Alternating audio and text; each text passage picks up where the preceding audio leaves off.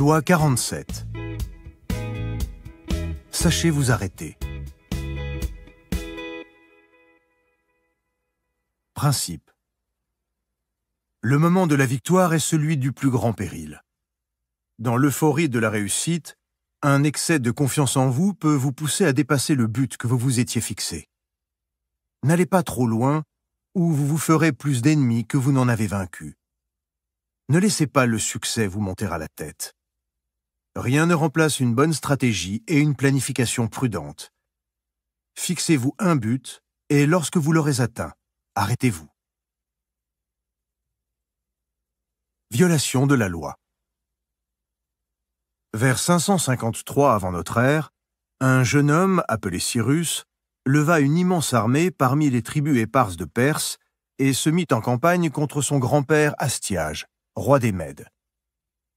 Il le défit aisément, se fit couronner roi des Mèdes et des Perses et créa l'Empire perse. Les victoires ensuite se succédèrent. Cyrus bâtit Crésus, roi de Lydie, puis conquit les îles Ioniennes et d'autres petits royaumes. Il marcha sur Babylone et la prit sans difficulté. On l'appelait désormais Cyrus le Grand, roi du monde. Après s'être emparé des richesses de Babylone, Cyrus se mit à convoiter des terres situées plus au nord, sur la mer Caspienne, qui appartenaient aux tribus semi-barbares des Massagètes. Fier peuple guerrier gouverné par la reine Tomiris, les Massagètes n'étaient certes pas aussi riches que les Babyloniens, mais Cyrus, se croyant surhumain et imbattable, décida malgré tout de les attaquer. Les Massagètes ne résisteraient pas à ces vastes armées et son empire serait immense. C'est ainsi qu'en 529 avant Jésus-Christ, Cyrus marcha vers le grand fleuve Arax, frontière du royaume des Massagètes. Alors qu'il installait son camp sur la rive occidentale, il reçut un message de la reine Tomiris. « Roi des Mèdes, disait-elle, je te conseille d'abandonner cette entreprise, car tu ne peux savoir si la fin te sera favorable. Règne sur ton peuple et veuille tolérer l'idée que je règne sur le mien. Mais bien sûr, tu vas refuser mon conseil, car la dernière chose que tu souhaites est de vivre en paix. »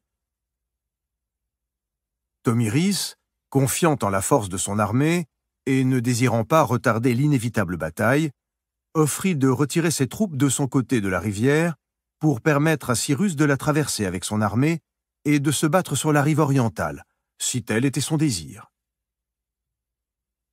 Cyrus accepta. Mais, au lieu d'engager immédiatement le combat, il décida de jouer un tour à l'ennemi.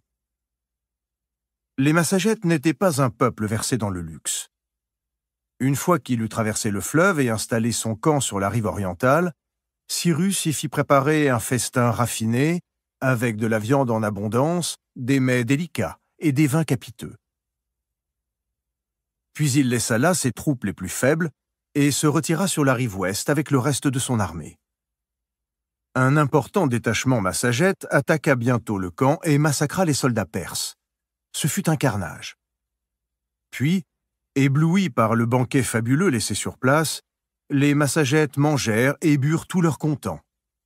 Ivres et repus, ils s'endormirent. L'armée perse revint au camp pendant la nuit, tua quantité de soldats et captura les autres. Parmi les prisonniers se trouvait leur général, le jeune Sparjapizès, fils de Tomiris. Lorsque la reine apprit ce qui était arrivé, elle envoya un message à Cyrus, l'accusant d'avoir vaincu par la ruse. « Maintenant, écoute-moi, » écrivait-elle, « car je te conseille pour ton propre bien. Rends-moi mon fils et quitte mes terres avec tous tes hommes, et réjouis-toi d'avoir triomphé d'un tiers des Massagètes. Si tu refuses, je jure par le soleil, notre maître, de te donner plus de sang que tu ne peux en boire, malgré ta gloutonnerie. » Cyrus fit des gorges chaudes de ce message. Jamais il ne libérerait son fils. Il allait écraser ces barbares. Le fils de la reine, comprenant qu'il ne serait jamais relâché, ne put supporter cette humiliation. Il se donna la mort. La nouvelle atterra Tomiris. Elle réunit toutes les forces du royaume, les exhorta à une frénésie de vengeance et les lança contre Cyrus. La bataille fut violente et sanguinaire, et les Massagètes finirent par l'emporter. Ils décimèrent l'armée perse et tuèrent Cyrus. Après la bataille, Tomiris et ses soldats cherchèrent le cadavre de Cyrus. Lorsqu'ils le trouvèrent, elle lui coupa la tête et la plongea dans une outre pleine de sang humain. « Même si j'ai réussi à te prendre la vie, dit-elle en pleurant, tu m'as détruite en prenant mon fils. Vois, je tiens ma parole. Tu as plus de sang que tu ne peux en boire. » Avec la mort de Cyrus, l'empire perse se démembra. L'ambition sans frein du jeune monarque avait détruit son œuvre. Interprétation. Il n'est rien de plus étourdissant que la victoire, rien de plus dangereux. Cyrus avait bâti son immense empire sur les ruines du précédent. Un siècle plus tôt, le tout-puissant empire assyrien avait été complètement détruit, et de sa splendide capitale, Ninive, il ne restait que des ruines dans les sables. Les Assyriens avaient subi ce sort parce qu'ils étaient allés trop loin, détruisant une cité après l'autre, jusqu'à perdre de vue non seulement le sens de leur victoire, mais aussi leur coût. Ils s'étaient fait ainsi un nombre incalculable d'ennemis qui s'allièrent pour les détruire. Cyrus ne retint pas la leçon des Assyriens. Il ne tint compte ni des oracles ni des conseils. Il n'hésita pas à offenser une reine. Toutes ses victoires lui étaient montées à la tête, brouillant sa raison. Au lieu de consolider un empire déjà gigantesque, il poussa plus loin. Au lieu d'identifier chaque situation comme unique, il crut que chaque campagne s'achèverait comme la précédente, et ne se servit que des méthodes qu'il connaissait déjà, la force brute et la ruse. Comprenez bien, dans le domaine du pouvoir, la raison doit être le seul guide. Il peut être fatal de laisser un moment éphémère d'excitation ou d'émotion vous guider ou vous influencer. À chaque succès, prenez du recul. Montrez-vous prudent. Lorsque vous remportez une victoire, identifiez bien l'importance des circonstances particulières qui vous l'ont valu et ne répétez jamais simplement les mêmes actions. L'histoire est jonchée de ruines d'empires victorieux et de cadavres de généraux qui n'ont pas su s'arrêter pour consolider leurs acquis. Un tien vaut mieux que deux tu l'auras. Respect de la loi. Aucune position n'a jamais été plus délicate et plus précaire que celle de maîtresse du roi. Cette dernière n'avait aucun appui réel ou légitime sur lequel compter en cas de trouble. Elle était environnée d'une foule de courtisans jaloux qui ne cherchait qu'à précipiter sa chute. Et surtout, puisque la source de son pouvoir était en général sa beauté, cette chute était, pour la plupart des favorites royales, aussi inévitable que déplaisante. Le roi Louis XV prit très tôt au cours de son règne des maîtresses officielles, dont la bonne fortune durait rarement plus de quelques années. Arriva alors Madame de Pompadour. Une voyante lui avait prédit, alors qu'elle n'était encore qu'une petite fille de 9 ans du nom de Jeanne Poisson, qu'elle serait un jour la favorite du roi. C'était un rêve absurde. Jeanne était une jeune bourgeoise, or toutes les maîtresses royales étaient issues de l'aristocratie. Elle n'en devint pas moins certaine qu'elle était destinée à séduire le roi. Cela devint son obsession. Elle s'appliqua à cultiver les talents préférés du monarque, musique, danse, théâtre, équitation. Elle excellait en tout. Alors qu'elle n'était qu'une toute jeune femme, elle épousa un hobereau, ce qui lui donna accès au salon des aristocrates parisiens. Très vite, tout le monde parla de sa beauté, de son talent, de son charme et de son intelligence. Jeanne se lia à Voltaire, Montesquieu et autres grands esprits de l'époque, mais ne perdit jamais de vue le but qu'elle s'était fixé enfant, conquérir le cœur du roi. Son mari possédait un château dans une forêt où le roi aimait à chasser. Elle y passa beaucoup de temps. Épiant ses mouvements d'un œil de lynx, elle faisait en sorte de le croiser comme par hasard, alors qu'elle se promenait dans sa plus belle robe ou dans son plus bel attelage. Le roi finit par la remarquer, et lui fit cadeau du gibier qu'il rapportait de la chasse. En 1744, la maîtresse de Louis XV, la duchesse de Châteauroux, mourut. Jeanne se multiplia. Elle était partout où était le roi, au bal masqué de Versailles, à l'opéra, où que leurs chemins puissent se croiser. Elle y faisait la démonstration de ses nombreux talents. Elle dansait, chantait, montait à cheval, faisait la coquette. Le roi finit par succomber à ses charmes lors d'un bal masqué royal donné à l'occasion du mariage du dauphin en février 1745, et cette jeune femme de 24 ans, fille d'un roturier, devint sa favorite. Elle eut ses appartements privés au palais de Versailles, auquel Louis XV pouvait accéder à tout moment par un escalier caché et une porte en trompe-l'œil. Et, puisque certains courtisans désapprouvaient qu'il ait choisi une femme de la bourgeoisie, il la fit marquise de Pompadour. Le roi était de ces hommes que l'ennui insupporte au plus haut point. Madame de Pompadour savait que pour le garder sous son charme, elle devait en permanence le distraire. Dans ce but, elle faisait régulièrement donner à Versailles des pièces de théâtre où elle tenait le rôle principal. Elle organisait aussi des parties de chasse pleines d'imprévus, des bals masqués, n'importe quoi pour le divertir une fois sorti de la chambre à coucher. Elle devint une protectrice des arts et l'arbitre du goût et de la mode pour toute la France. Le nombre de ses ennemis à la cour augmentait à chaque succès, mais la Pompadour les surprit en se comportant d'une façon totalement nouvelle pour une favorite du roi. Elle fit preuve d'une courtoisie extrême. Elle conquit par son charme et sa grâce les aristocrates qui la méprisaient à cause de sa naissance. Plus étonnant encore, elle se lia d'amitié avec la reine et insista pour que Louis XV s'occupe mieux de son épouse et la traite avec plus de douceur. La famille royale elle-même, quoique à contre-cœur, lui offrit son soutien. Pour couronner le tout, le roi la fit duchesse. Son emprise allait jusqu'à la politique. De fait, elle devint l'officieux premier ministre du cabinet royal. En 1751, alors que la Pompadour était au sommet de son pouvoir, elle eut à faire face à la pire des crises. Physiquement affaiblie par les responsabilités de son rang, il lui était de plus en plus difficile de combler le roi au lit. C'est en général à ce moment-là, celui où sa beauté se fane, que toute maîtresse s'accroche désespérément à son statut et le perd. Mais la Pompadour fit preuve d'une grande intelligence. Elle encouragea le roi à installer à Versailles une sorte de garçonnière royale dans le quartier du Parc aux Cerfs. Là, Louis XV, alors quinquagénaire, recevait les plus jolies jeunes filles du royaume. Madame de Pompadour savait que son charme et sa perspicacité en politique l'avaient rendue indispensable au roi.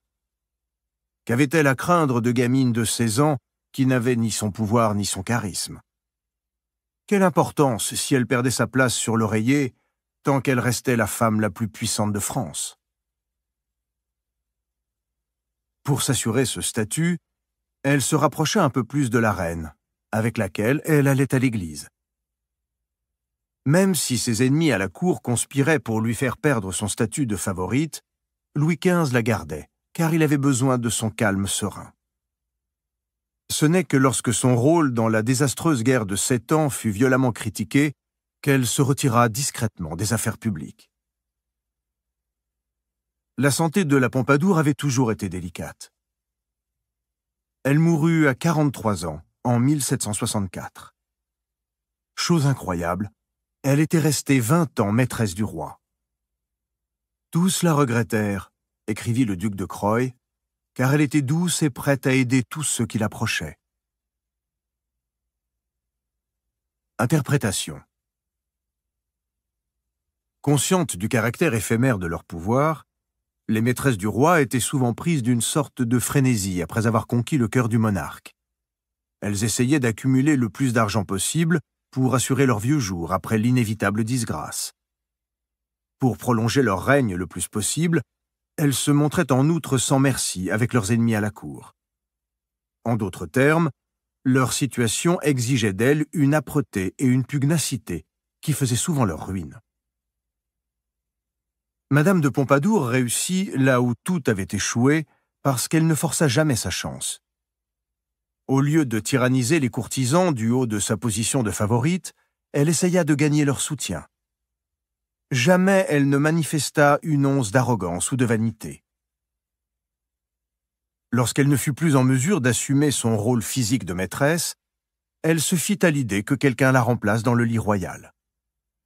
Elle appliqua tout simplement une règle stratégique. Elle encouragea le roi à prendre de jeunes maîtresses, sachant que plus elles étaient jeunes et jolies, moins elle aurait à les craindre, car incapables de rivaliser avec le charme et l'élégance de la Pompadour, elles ennuieraient vite le souverain. Le succès a des effets étranges sur les esprits. Il donne un sentiment d'invulnérabilité, tout en rendant plus hostile et plus irritable lorsqu'il est remis en cause. Il rend moins souple pour s'adapter aux circonstances. On finit par croire qu'on doit moins sa réussite à un plan soigneusement monté et à une stratégie impeccable qu'à sa valeur personnelle. Telle la Pompadour, comprenez que vos moments de triomphe sont aussi ceux où vous devez plus que jamais vous appuyer sur la stratégie et la ruse afin de consolider les fondations de votre pouvoir. Reconnaissez le rôle de la chance et des circonstances dans votre succès et restez vigilant à tout changement de fortune.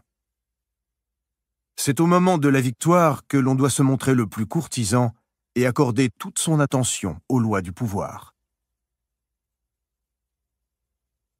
Le plus grand péril se trouve au moment de la victoire.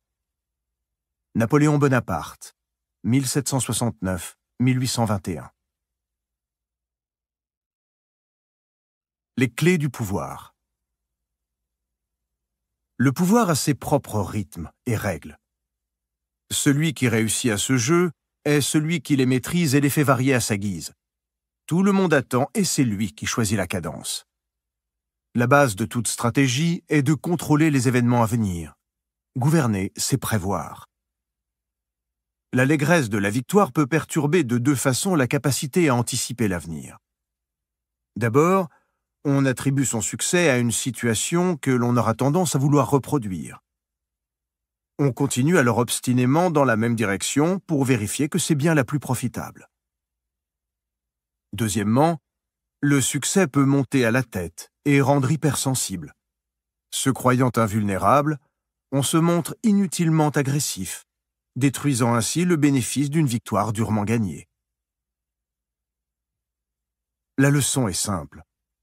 Les puissants varient à loisir le rythme et le modèle, changent de voix, s'adaptent aux circonstances et savent improviser. Au lieu de se laisser entraîner dans la danse, ils prennent du recul et regardent où ils vont. C'est comme si leur réseau sanguin contenait une espèce d'antidote au poison de la victoire, antidote permettant de garder le contrôle de leurs émotions et de faire mentalement le point lorsqu'ils touchent au succès. Ils se stabilisent, se laissent le temps de réfléchir à ce qui vient de se passer, font la part des circonstances et de la chance dans leur succès. Comme on dit quand on apprend à monter, il faut savoir se contrôler pour pouvoir contrôler le cheval. La chance et les circonstances ont toujours un rôle en matière de pouvoir. C'est inévitable et c'est finalement ce qui rend le jeu si intéressant. Mais quoi qu'on en pense, la chance est plus dangereuse que son opposé. La malchance donne des leçons élémentaires de patience. Elle enseigne la maîtrise du temps et la nécessité de se préparer au pire. La chance donne l'illusion que tout est acquis et fait croire que l'intelligence résout tout. Un jour ou l'autre, la roue tourne et l'on se laisse surprendre. Selon Machiavel, c'est ce qui fit la ruine de César Borgia. Il connut maints succès, car c'était effectivement un fin stratège, mais il avait la malchance de sa chance. Son père était pape. Ainsi, lorsque le vent tourna pour de bon à la mort de son père, il n'était absolument pas prêt, et ses nombreux ennemis s'en donnèrent à cœur joie. La chance qui vous élève ou scelle votre succès est l'occasion d'ouvrir les yeux. La roue de la fortune vous a fait monter avec autant de facilité qu'elle vous fera descendre. Si vous êtes préparé à la chute, celle-ci sera moins dure. À la faveur d'un brusque succès, certains peuvent perdre la tête, et même lorsqu'ils essaient de garder leur sang-froid, leurs subordonnés leur font souvent miroiter des buts grandioses qui les amènent à prendre des risques. Vous devez avoir une stratégie pour gérer ce type de discours. Si vous vous contentez de prêcher la modération, vous paraîtrez faible et étriqué. Si vous ne vous montrez pas à la hauteur de votre victoire, celle-ci en sera ternie, et votre pouvoir aussi. Lorsque Périclès, homme d'État et stratège, mena une série de campagnes navales autour de la mer Noire en 437 avant Jésus-Christ, ces victoires faciles attisèrent le désir de conquête des Athéniens. Ils rêvèrent de s'emparer de l'Égypte, de dominer la Perse, de prendre la Sicile. D'un côté, Périclès canalisa ces dangereuses revendications en mettant en avant le danger de l'hubris, orgueil et démesure. D'un autre côté, il parvint à les satisfaire par de petites batailles qu'il était sûr de gagner, donnant l'apparence de rester dans la même dynamique.